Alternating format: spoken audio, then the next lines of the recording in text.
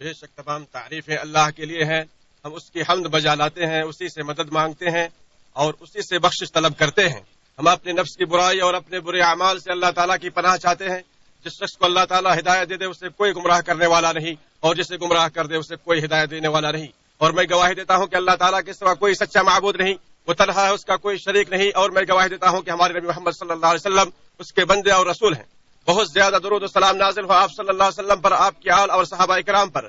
حمد و صلات کے بعد اللہ کے بندو، اللہ سے ڈرو جس طرح اس سے ڈرنے کا حق ہے، اور خلوت و سرگوشی ہر حال میں اس کی نگرانی کا احساس اپنے دل میں قائم رکھو. مسلمانوں، مال و دولت اللہ عز و جل کی ایک عظیم نعمت ہے جس کے ذریعے زمین آباد کی جاتی ہے، مصیبتوں کو دور کیا جاتا ہے، ضروریات زندگی کی تکمیل ہوتی ہے، اخلاق و مروت کی پاسداری ہوتی ہے، نیک نامی اور تعریفیں حاصل کی جاتی ہیں. اسی کے ذریعے مسلمانوں کے مصالح کے حصول کی خاطر تگودو کی جاتی ہے. نبی صلی اللہ علیہ وسلم نے فرمایا، حلال مال نیک آدمی کے لیے کیا ہی بہتر چیز ہے.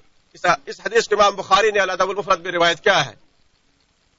اور انسانی زندگی کی بقا مال کے بغیر ممکن نہیں ہے، اسی لیے مال کو انسان کے لیے مزین کیا گیا ہے اور اس کی محبت دلوں میں ڈال دی گئی ہے. اللہ تعالیٰ کا ارشاد ہے، لوگوں کے لیے خواہشات نفس سے محبت جیسے عورتوں سے، بیٹوں سے، سونے اور چاندی کے جمع کردہ خزانوں سے، نشان زدہ عمدہ قسم کے گھوڑوں، مویشیوں اور کھیتی سے محبت دل فریب بنا دی گئی ہے. یہ سب کچھ دنیاوی زندگی کا سامان ہے، اور جو بہتر ٹھکانہ ہے وہ اللہ ہی کے پاس ہے. زمین میں جو پاکیزہ چیزیں ہیں ان کا اصل حکم یہ ہے کہ وہ بندوں کے لیے مباح ہے تاکہ رب العالمین کی اطاعت میں ان سے مدد لیں. اللہ تعالیٰ کا ارشاد ہے، اور اس نے تمہاری خاطر جو کچھ آسمانوں میں ہے اور جو کچھ زمین میں ہے سب کو اپنی طرف سے مسخر کر دیا. تمام پچھلی امتوں کو اللہ تعالیٰ نے فتنوں کے ذریعے آزمایا، اور اس امت کا فتنہ مال ہے. نبی صلی اللہ علیہ وسلم نے فرمایا، ہر امت کے لیے کوئی ایک فتنہ رہا ہے اور میری امت کے لیے فتنہ مال ہے. بندہ سے اس کے اپنے مال کے بارے میں پوچھا جائے گا، اس نے اس سے کیسے حاصل کیا اور کہاں خرچ کیا. نبی صلی اللہ علیہ وسلم نے ارشاد فرمایا، قیامت کے دن کسی شخص کے قدم اس وقت تک اپنی جگہ سے نہیں ہٹیں گے جب تک کہ اس سے نہ پوچھ لیا جائے کہ اس کی عمر کے بارے میں، کہ اس نے اسے کن چیزوں میں صرف کیا، اس کے علم کے بارے میں کہ اس نے اسے کن چیزوں میں خرچ کیا، اس کے مال کے بارے میں کہ اس نے اسے کہاں سے کمایا اور کہاں خرچ کیا، اور اس کے جسم کے بارے میں کہ اسے کن چیزوں کے لیے استعمال کیا. اسے امام ترمذی نے روایت کیا ہے. لوگوں کے ساتھ مالی تعامل ان کے اخلاق کو پرکھنے کا معیار اور مروت کو جانچنے کا ایک ذریعہ ہے. چنانچہ جو شخص لوگوں کے ساتھ مالی معاملہ کرتا ہے اور لوگ اس کی صداقت و امانت کی گواہی دیتے ہیں تو گویا یہ اس بات کی دلیل ہوتی ہے کہ وہ عقل مند اور دیانت دار ہے. بندوں کے حقوق قصاص اور عدم معافی پر مبنی ہے، اسی لیے اللہ عز و جل نے لوگوں کو آپس میں ایک دوسرے کا مال ناجائز طریقے سے کھانے سے منع فرمایا ہے، کیونکہ اس سے بغض و حسد اور عداوت کی آگ بھڑک اٹھتی ہے. ارشاد باری تعالیٰ ہے کہ اور تم آپس میں ایک دوسرے کا مال ناحق طریقے سے نہ کھایا کرو، یعنی حرام طریقوں سے جن کی اجازت اللہ نے نہیں دی ہے. اور مال کی حرمت اسی طرح ہے جس طرح جان اور عزت و آبرو کی حرمت ہے. اللہ کے نبی صلی اللہ علیہ وسلم نے قربانی کے دن مینا میں خطبہ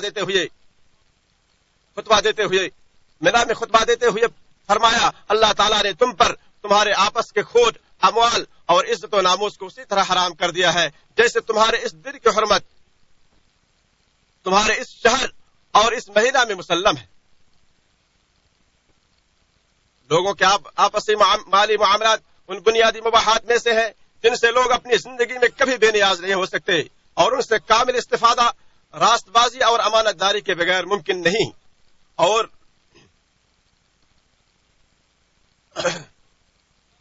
لوگوں کے باہمی معاملات میں صاف گوئی اور شفافیت بنیادی چیز ہے. جو اس کی مخالفت کرتا ہے اور اپنے بھائی کے ہاتھوں ایسی چیز فروخت کرتا ہے جو حرام ہو، جو اس کی ملکیت میں نہ ہو، یا جسے قبضہ میں لینا اور اس سے فائدہ اٹھانا ممکن نہ ہو، تو منع کردہ امور کا مرتکب ہوتا ہے. اور ایسی چیز کی خرید و فروخت کرنا جس میں دغا و فریب ہو یا اس قدر مجہول ہو جس کی شریعت میں چھوٹ نہ ہو، یا یہ کہ بیچے جانے والے سامان میں دھوکہ دہی سے کام لیا گیا ہو، تو ان سے متعلق شریعت نے وہی سنائی ہے. ابو ہریرہ رضی اللہ عنہ کہتے ہیں کہ رسول اللہ صلی اللہ علیہ وسلم کا گزر ایک اناج کے ڈھیر کے پاس سے ہوا. آپ صلی اللہ علیہ وسلم نے اپنا ہاتھ اس کے اندر ڈالا تو انگلیوں پر تری آ گئی. آپ صلی اللہ علیہ وسلم نے پوچھا، اے اناج کے مالک یہ کیا ہے؟ وہ بولا، پانی پڑ گیا تھا اللہ کے رسول. آپ صلی اللہ علیہ وسلم نے فرمایا، تو پھر تو نے اس بھیگے اناج کو اوپر کیوں نہ رکھا کہ لوگ دیکھ لیتے؟ سن لو، جو شخص فریب کرے، دھوکہ دے، وہ مجھ سے کچھ تعلق نہیں رکھتا. امام مسلم نے اسے روایت کیا ہے. سارے مومنین ایک ہی کنبہ کی مانند ہوتے ہیں اور ان میں تفریقہ ڈالنے والی چیزوں میں ایک اہم چیز مال و دولت میں مذموم مقابلہ آ رہی ہے۔ چنانچہ جو شخص اپنے بھائی کے بے پر بے کرے یا اس کے سودے پر سودا کرے یا خریدنے کی نیت کے بغیر ہی کسی سامان کا ریٹ بڑھائے تو حرام کام کا مرتکب ہوگا۔ رسول اللہ صلی اللہ علیہ وسلم نے ارشاد فرمایا، ایک دوسرے سے حسد نہ کرو، خرید و فروخت میں دھوکہ نہ دو، ایک دوسرے سے بغض نہ رکھو، ایک دوسرے سے منہ مت پھیرو اور کسی کے سودے پر سودا مت کرو۔ امام مسلم نے سے روایت کیا ہے۔ اور اللہ تعالیٰ کی ذات عظیم ہے، اس کے نام کی قسم صرف عظیم امر کے لیے کھائی جاتی ہے، اور بندہ مومن باہمی لین دین میں قسم کھانے سے پرہیز کرتا ہے۔ لہذا جو شخص کسی سامان بے پر سچی قسم بھی کھاتا ہے تاکہ اس کے ذریعے لوگوں کو اسے خریدنے کی رغبت دلائے تو اس کے مال کی برکت اٹھا لی جاتی ہے۔ نبی صلی اللہ علیہ وسلم نے فرمایا، قسم کھانا سامان تجارت کی فروخت کا ذریعہ تو ہے مگر اس سے برکت ختم ہو جاتی ہے۔ بخاری مسلم۔ اور جو شخص کسی سامان تجارت پر جھوٹی قسم کھاتا ہے تاکہ وہ لوگوں میں رواج پائے تو ایسا شخص در حقیقت بہت سارے برے کاموں کو جمع کر لیتا ہے، جن میں جھوٹ بولنا، اللہ عز و جل کی شان میں کوتاہی برتنا اور خریدار کو دھوکہ دینا شامل ہے۔ ابو ذر رضی اللہ عنہ کہتے ہیں کہ رسول اللہ صلی اللہ علیہ وسلم نے فرمایا، 3 قسم کے لوگ ایسے ہیں جن سے اللہ تعالیٰ نہ کلام فرمائے گا، نہ ان کی طرف نظر رحمت سے دیکھے گا، نہ انہیں پاک کرے گا، اور ان کے لیے دردناک عذاب ہوگا۔ آپ صلی اللہ علیہ وسلم نے 3 بار یہ فرمایا تو ابو ذر رضی اللہ عنہ نے کہا، برباد ہو گئے وہ لوگ اور نقصان میں پڑ گئے، وہ کون لوگ ہیں اللہ کے رسول؟ آپ صلی اللہ علیہ وسلم نے فرمایا، اظہار کو ٹکنے سے نیچے لٹکانے والا، احسان کر کے احسان جتانے والا، اور جھوٹی قسم کھا کر اپنے مال کی نکاسی کرنے والا۔ امام مسلم نے اسے روایت کیا ہے۔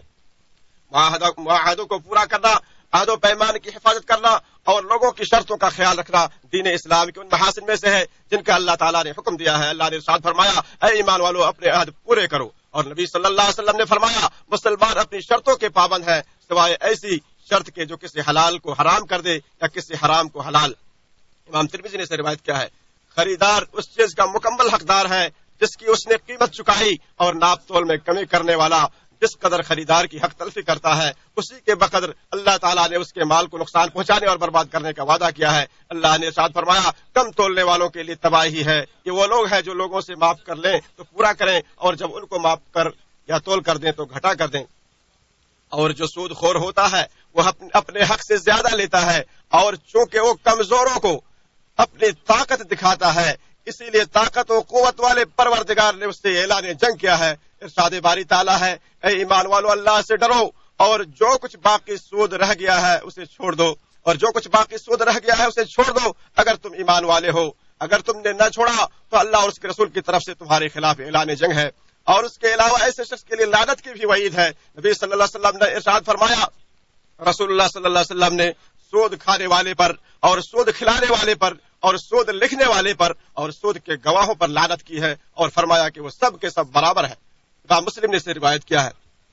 مزدور میں طاقت اور امانت داری کا ہونا ضروری ہے۔ ارشاد باری تعالیٰ ہے، بے شک بہتر نوکر جسے تو رکھنا چاہے وہ ہے جو زور آور اور امانت دار ہو، اور جو شخص کسی پیشہ یا ہنر کے جاننے کا دعویٰ کرے حالانکہ اسے اس کی واقفیت نہ ہو اور اس کام پر لوگوں سے مال حاصل کرے تو گویا اس نے لوگوں کو ایسی چیز کے بارے میں دھوکے میں ڈالا جو اس کے پاس نہیں ہے۔ نبی صلی اللہ علیہ وسلم نے فرمایا، جو جھوٹ موٹ کے ساتھ کسی ایسی چیز کا اظہار کر رہا ہے جو اس کے پاس نہیں ہے تو وہ جھوٹ کے 2 کپڑے پہننے والے کی طرح ہے، یعنی جو چیز اپنے پاس نہ اسے بڑھا چڑھا کر پیش کرے تاکہ اس کے ذریعے لوگوں کے نزدیک اپنی برتری ثابت کرے اور باطل طریقے سے خود کو مزین کرنے کی کوشش کرے تو یہ مذموم عمل ہے، اور اللہ سبحانہ تعالی ظالموں کا حریف ہے، اور اس نے اس بات کی صراحت کی ہے کہ وہ 3 طرح کے لوگوں کے اعمال کی سنگینی کی وجہ سے ان کا حریف ہوگا۔ ان میں سے وہ لوگ ہیں جو نوکروں اور مزدوروں کو ان کے حقوق نہیں دیتے یا ان کی ادائیگی میں ٹال مٹول کرتے ہیں۔ نبی صلی اللہ علیہ وسلم نے ارشاد فرمایا،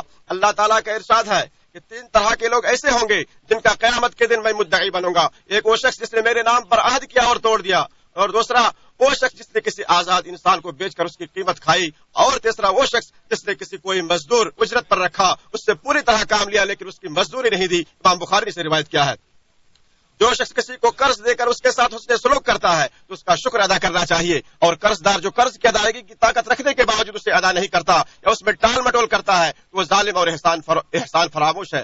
نبی صلی اللہ علیہ وسلم فرمایا، مالدار شخص کا قرض کی ادائیگی میں ٹال مٹول کرنا ظلم ہے۔ بخاری و مسلم۔ اور بندوں کے حقوق کی بنیاد ان امور پر ہے کہ حقدار کو اس کا حق دیا جائے، اور اگر کوئی غیر مستحق مطالبہ کرے تو اس کو روکا جائے، اور رشوت دینے والا اور لینے والا دونوں اللہ کے نزدیک ملعون ہیں۔ عبداللہ ابن عمر رضی اللہ عنہ نے فرمایا کہ رشوت دینے والے اور لینے والے دونوں پر اللہ کے رسول صلی اللہ علیہ وسلم کی لعنت ہے۔ امام ترمذی نے اسے روایت کیا ہے۔ اور جو شخص کوئی عہدہ سنبھالے یا کسی منصب پر فائز ہو یا فرض زکوٰۃ کی وصولی کے لیے نمائندہ بنایا جائے اور وہ لوگوں کے ہدایہ و تحائف کو اپنے لیے قبول کرتا ہو تو وہ خائن ہے۔ ارشاد نبوی ہے زکوٰۃ وصول کرنے والے عامل کا کیا معاملہ ہے؟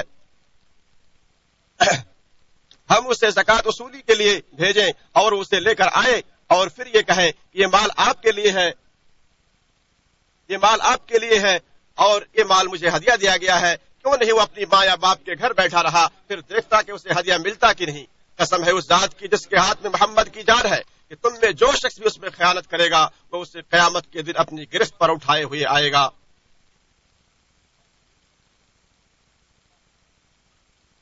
اسے امام بخاری اور مسلم نے روایت کیا ہے۔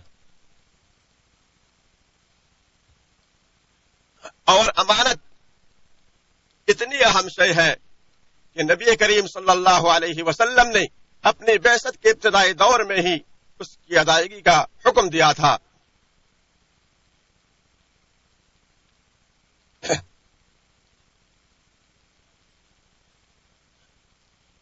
نبی کریم صلی اللہ علیہ وسلم نے اپنی بعثت کے ابتدائی دور میں ہی اس کی ادائیگی کا حکم دے دیا تھا۔ ہرقل نے ابو سفیان سے پوچھا کہ وہ یعنی نبی تمہیں کن چیزوں کا حکم دیتے ہیں؟ تو اس نے کہا کہ وہ ہمیں حکم دیتے ہیں کہ ہم صرف ایک اللہ کی عبادت کریں، اس کے ساتھ کسی کو شریک نہ کریں۔ ہمارے آبا و اجداد جن معبودوں کی عبادت کرتے تھے وہ ان سے ہمیں منع کرتے ہیں۔ ہمیں نماز پڑھنے، صدقہ و خیرات کرنے، پاک دامنی اختیار کرنے، عہد و پیمان پورا کرنے اور امانت ادا کرنے کا حکم دیتے ہیں۔ امام بخاری نے اسے روایت کیا ہے۔ قیامت کے دن سب سے سنگین صورتحال میں امانت کے بارے میں بندے کا محاسبہ ہوگا۔ امانت داری کی سنگینی اور اہمیت کے پیش نظر اسے پل صراط پر لایا جائے گا، جیسا کہ نبی صلی اللہ علیہ وسلم نے ارشاد فرمایا امانت اور رشتے ناطے کو بھیج دیا جائے گا، وہ پل صراط کے داہنے اور بائیں کھڑے ہو جائیں گے۔ امام مسلم نے اسے روایت کیا ہے۔ مسلمانوں کے اوقاف کی دیکھ ریکھ کرنے والا شخص اگر یہ فکر نہ کرے کہ کون سی چیز مسلمانوں کے لیے زیادہ فائدہ مند ہے یا اوقاف میں سے مقررہ تنخواہ سے زیادہ وصول کرے یا کسی مستحق کو محروم کر دے یا وقف کرنے والوں کی شرائط کی خلاف ورزی کرے تو وہ بھی اپنی امانت میں خیانت کا مرتکب شمار ہوگا۔ اور جو اپنے مریض یا میت کی وصیت کو نافذ نہ کرے یا اس کے نفاذ میں تاخیر کرے یا اس کے تقاضے کی مخالفت کرے یا اس میں سے کچھ چھپا لے تو وہ بھی اپنی ذمہ داری کی ادائیگی میں کوتاہی کا مرتکب شمار ہوگا۔ یتیموں اور ضعیفوں کا ولی اگر ان پر ظلم کرے یا انہیں ان کے حقوق نہ دے تو وہ ظالم ٹھہرے گا۔ ارشاد باری تعالیٰ ہے جو لوگ ناحق ظلم سے یتیموں کا مال کھاتے ہیں وہ اپنے پیٹ میں آگ ہی بھر رہے ہیں اور عنقریب وہ دوزخ میں جائیں گے۔ جس کے ہاتھ میں کوئی چیز بطور امانت یا عاریتن ہو اور وہ اس کا انکار کر دے یا اس کی حفاظت میں کوتاہی برتے اور اسے برباد کر دے یا کوئی چیز اجرت پر لے اور اسے ضائع کر دے یا لوگ اسے کسی معاملے میں امانت دار سمجھے اور ان کے ساتھ خیانت کرے تو گویا اس نے ان کے حسن ظن پر پانی پھیر دیا اور معاشرے میں جو ایک دوسرے پر بھروسہ کیا جاتا تھا اسے بھی برباد کر دیا۔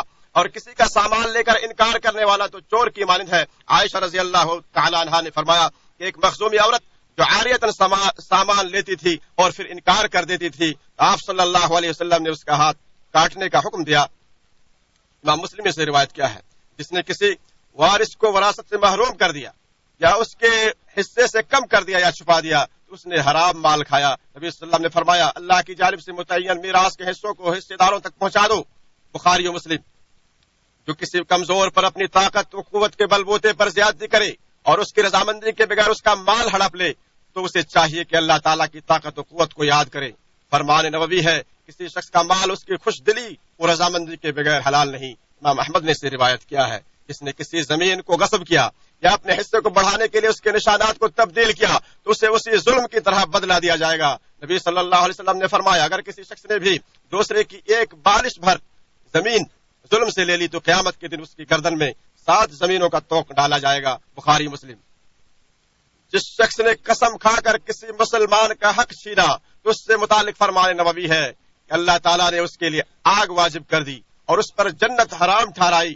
ایک شخص نے آپ صلی اللہ علیہ وسلم سے عرض کیا اے اللہ کے رسول اگرچہ وہ معمولی سی چیز ہو، آپ صلی اللہ علیہ وسلم نے فرمایا چاہے وہ پیلو کے درخت کی ایک شاخ ہی ہو۔ امام مسلم نے اسے روایت کیا ہے، جو شخص بغیر فقر و فاقہ اور بغیر کسی تباہ کن مصیبت کے لوگوں سے ان کے مال مانگتا ہے تو گویا وہ آگ کے انگارے کا سوال کر رہا ہوتا ہے۔ نبی صلی اللہ علیہ وسلم نے فرمایا، جو شخص مال بڑھانے کے لیے لوگوں سے ان کا مال مانگتا ہے وہ آگ کے انگارے مانگتا ہے، کم اکٹھا کر لے یا زیادہ کر لے۔ امام مسلم نے اسے روایت کیا ہے۔ لوگوں کے درمیان ہر وہ معاملہ جو ظلم و ستم، دھوکہ دہی، نقصان، ہیلے یا کسی ایسے کام سے روکنے پر مشتمل ہو جس سے انجام دینا اللہ تعالیٰ نے واجب کر رکھا ہے، یا کسی ایسے فعل کے ارتکاب پر مشتمل ہو جس سے اللہ تعالیٰ نے منع کر رکھا ہے، تو یہ سب ناحق مال کھانے کے زمرے میں داخل ہے۔ اور حرام کاموں کے ارد و گرد مشتبہ چیزوں کی چراگاہ ہوتی ہے، جو اس چراگاہ کے قریب جائے گا تو خدشہ ہے کہ وہ حرام میں مبتلا ہو جائے گا، اور جو شبہ والی چیزوں سے بچاؤ اختیار کرے گا وہ اپنی عزت و آبرو اور دین کو بچا پائے گا، اور جو ان میں داخل ہو جائے گا تو اس کا معاملہ اس کے برعکس ہوگا۔ کامل مسلمان وہ ہے جس کے ہاتھ اور زبان سے دوسرے مسلمان محفوظ ہو، اور دنیا سے وہ اس حالت میں جائے کہ اس کے اور کسی بھی مسلمان کے درمیان کسی قسم کا کوئی جانی یا مالی جھگڑا نہ ہو۔ نبی صلی اللہ علیہ وسلم نے ارشاد فرمایا، میری یہ تمنا ہے کہ میں اللہ تعالیٰ سے اس حال میں ملاقات کروں کہ تم میں سے کوئی مجھ سے جانی و مالی ظلم و زیادتی کا مطالبہ نہ کرے۔ مسلمانوں، مال حرام جس قدر بھی بڑھ جائے وہ برکت سے خالی رہتا ہے، نحوست اور مصیبتوں کا سبب ہے، سعادت مندی کے لیے رکاوٹ اور غضب الہی کا باعث ہے۔ بندہ اپنے ہاتھوں کو آسمان کی طرف اٹھائے تو اس کی دعائیں بھی قبول نہیں ہوتی۔ عقل مند انسان وہ ہے جو اپنے مال کو دل کی بجائے ہاتھ میں رکھتا ہے اور اس کے سلسلے میں اللہ تعالیٰ سے ڈرتا ہے۔ رفاع رضی اللہ عنہ نبی صلی اللہ علیہ وسلم کے ہمراہ عیدگاہ کی طرف نکلے۔ آپ صلی اللہ علیہ وسلم نے لوگوں کو خرید و فروخت کرتے ہوئے دیکھا تو فرمایا، اے تاجروں کی جماعت۔ تو لوگ رسول اللہ صلی اللہ علیہ وسلم کی بات سننے لگے اور انہوں نے آپ کی طرف اپنی گردنیں اور نگاہیں اونچی کر لیں۔ آپ صلی اللہ علیہ وسلم نے فرمایا، تاجر لوگ قیامت کے دن گنہگار اٹھائے جائیں گے سوائے اس کے جو اللہ سے ڈرے، نیک کام کرے اور سچ بولے۔ امام ترمذی نے اسے روایت کیا ہے۔ حلال مال اگرچہ مقدار میں کم ہی ہو، اگر انسان قناعت پسند ہے تو وہی کافی ہو جاتا ہے، اور بندے کے لیے یہی تھوڑا مال اس سے بہتر ہے کہ وہ تعلیمات الہیہ اور ورع و تقوی کا خیال کیے بغیر مال کے سلسلے میں مقابلہ آرائی کرتا رہے۔ نبی صلی اللہ علیہ وسلم نے ارشاد فرمایا، اللہ کی قسم مجھے تمہارے متعلق محتاجی سے ڈر نہیں لگتا، مجھے تو اس کا خوف ہے کہ دنیا تم پر بھی اسی طرح کشادہ کر دی جائے گی جس طرح تم سے پہلوں پر کشادہ کی گئی تھی، پھر پہلوں کی طرح اس کے لیے تم آپس میں رشک کرو گے، اور جس طرح وہ ہلاک ہو گئے تھے تمہیں بھی یہ چیز ہلاک کر کے رہے گی۔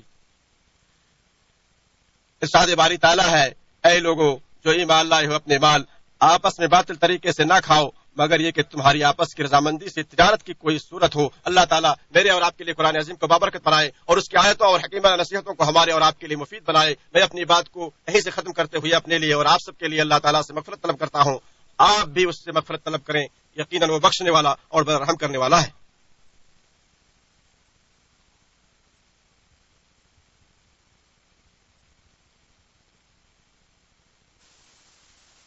یہ ہے اس کے احسانات پر اور ہر طرح کا شکر ہے اس کی توفیق اور انعامات پر۔ میں اللہ کی عظمت شان کا اعتراف کرتے ہوئے گواہی دیتا ہوں کہ اس کے علاوہ کوئی معبود برحق نہیں، وہ تنہا ہے، اس کا کوئی شریک نہیں، اور میں گواہی دیتا ہوں کہ محمد صلی اللہ علیہ وسلم اس کے بندے اور رسول ہیں۔ بے شمار درود و سلام نازل ہوا آپ پر، آپ کی آل اور صحابہ کرام پر۔ مسلمانوں، پاکیزہ حلال مال کافی مقدار میں ہے، اور اللہ نیک اور پاک طینت لوگوں کا پالنہار ہے، جو اللہ کی عطا کردہ نعمتوں میں حدود الہیہ کا پاس و لحاظ رکھے گا اور اس کی طرف سے دیے گئے رزق میں اس کے حقوق کو ادا کرے گا تو اللہ تعالیٰ اسے اور زیادہ عطا کرے گا، اس کی عزت افزائی کرے گا، اس کی دعا قبول کرے گا، اس کے تھوڑے مال میں برکتیں نازل کرے گا اور اس کے رزق میں کشادگی عطا کرے گا۔ اللہ تعالیٰ جسے حلال مال عطا کرے اور اسے اطاعت کے کاموں میں لگائے اور معصیت و گناہ کے کاموں میں خرچ کرنے سے اجتناب کرے تو یہ وہ نعمت ہے جس پر نیک لوگ بھی رشک کرتے ہیں۔ نبی صلی اللہ علیہ وسلم نے فرمایا، حسد یعنی رشک صرف دو آدمیوں پر کرنا چاہیے، ایک وہ شخص جسے اللہ تعالیٰ نے قرآن پاک عطا کیا اور وہ رات کو نماز میں اس کی تلاوت کرے، دوسرا وہ شخص جسے اللہ تعالیٰ نے مال و دولت سے نوازا تو اسے رات کے گھڑیوں اور دن کے مختلف حصوں میں اللہ کی راہ میں خرچ کرتا رہا۔ بخاری مسلم۔ در حقیقت مفلس وہ نہیں ہے جو مال کی کمی کی وجہ سے غریب ہے، بلکہ مفلس وہ ہے جس نے نیکیاں حاصل نہ کی، گناہوں کو نہ چھوڑا، باطل طریقے سے لوگوں کے مال کھائے اور لوگوں کی جان اور عزت و آبرو پر ناحق حملے کیے۔ پھر یہ جان لیں کہ اللہ تعالیٰ نے آپ سب کو اپنے نبی پر درود و سلام بھیجنے کا حکم دیا ہے، چنانچہ اللہ نے قرآن میں ارشاد فرمایا، اللہ تعالیٰ اور اس کے فرشتے نبی صلی اللہ علیہ وسلم پر رحمت بھیجتے ہیں، ایمان والو تم بھی ان پر درود و سلام خوب بھیجتے رہا کرو۔ اے اللہ ہمارے نبی محمد صلی اللہ علیہ وسلم پر درود و سلام اور برکت نازل فرما. اے اللہ خلفاء راشدین ابوبکر عمر عثمان علی سے راضی ہو جا جنہوں نے حق و انصاف کے ساتھ فیصلے کیے، بلکہ تمام صحابہ کرام سے راضی ہو جا اور اپنے جود و کرم کی بارش کرتے ہوئے ان کے ساتھ ساتھ ہم سے بھی راضی ہو جا. اے اکرم الاکرمین، اے اللہ اسلام اور مسلمانوں کو عزت و غلبہ عطا فرما، شرک اور مشرکوں کو ذلیل فرما، دشمنان دین کو تہس نہس کر دے. اے اللہ اس ملک کو اور تمام اسلامی ممالک کو امن و امان اور خوشحالی کا گہوارہ بنا دے. اے اللہ ہمارے امام اور ان کے ولی عہد کو اپنے پسندیدہ امور کی توفیق دے، نیکی و تقوی کے کاموں پر لگا دے اور ان کے ذریعے اسلام اور مسلمانوں کو فائدہ پہنچا. اے سارے جہانوں کے پالنہار، تو مسلمانوں کے تمام حکمرانوں کو قرآن پر عمل کرنے اور شریعت کو لاگو کرنے کی توفیق عطا فرما. اے ہمارا رب ہمیں دنیا میں نیکی دے اور آخرت میں بھی بھلائی عطا فرما اور عذاب جہنم سے نجات دے. اے ہمارا رب ہم نے اپنے نفسوں پر ظلم کیا اور اگر تو ہماری مغفرت نہ کرے اور ہم پر رحم نہ کرے تو واقعی ہم نقصان پانے والوں میں سے ہو جائیں گے. اے اللہ تو ہمیں بارش عطا کر. اے اللہ ہم نے اپنے نفسوں پر ظلم کیا. اللہ کے بندو، اللہ تعالیٰ عدل کا، بھلائی کا اور قرابت داروں کو مالی تعاون دینے کا حکم دیتا ہے اور بے حیائی کے کاموں، ناشائستہ حرکتوں اور ظلم و زیادتی سے روکتا ہے. وہ خود تمہیں نصیحت کر رہا ہے تاکہ تم نصیحت حاصل کرو. وہ اللہ جو عظمت اور جلال والا ہے، اسے یاد کرو، وہ تمہیں یاد کرے گا، اور اس کی نعمتوں پر اس کا شکر ادا کرو، وہ تمہیں اور زیادہ عطا کرے گا. بے شک اللہ کا ذکر بڑی چیز ہے، جو کچھ تم کر رہے ہو اللہ اس سے خبردار ہے.